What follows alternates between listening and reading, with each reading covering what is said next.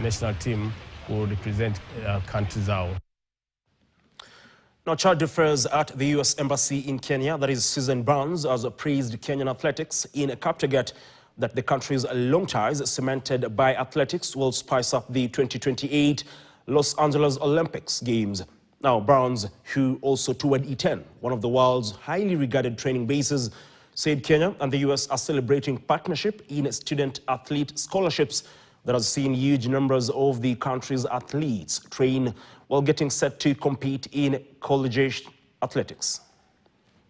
This is something that, in the U.S. we've figured out pretty well, and we've seen like the National Basketball Association, the NBA is here and interested in doing more here. I think that there is a market for the sports business that could really be built up here in Kenya. Now, you have young people who all have phones, and they can create content online that would be pretty powerful. Like somebody doing a 30-second TikTok on running tips might be something that would be really monetized, I think. But I think there's a lot more potential, and something we're really interested in doing is this idea around creative economy here.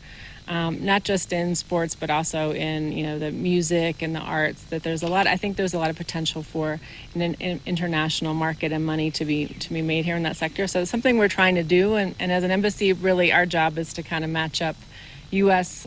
institutions and businesses with potential partners here in Kenya, which is something we're actively trying to do. The surrounding, because we actually all the athletes from surrounding actually came here to say hi to Ambassador for US, and the opportunity actually is fruitful. We discuss a lot partnerships actually to promote sport. We discuss the visas, how they can handle actually the athletics visas.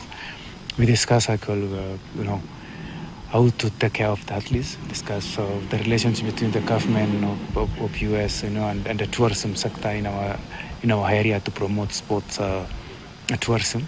Seen a lot of support that he has for the athletes, and knowing that the next Olympics will be in Los Angeles, and getting assurance from such a person is really motivating, especially for us athletes, that we got the support from the American government, the Kenyan government, which will really give us a COI, and also the necessary support that we require, like the visas, because as we speak now, we have one of our colleagues who is supposed to run in Boston Marathon.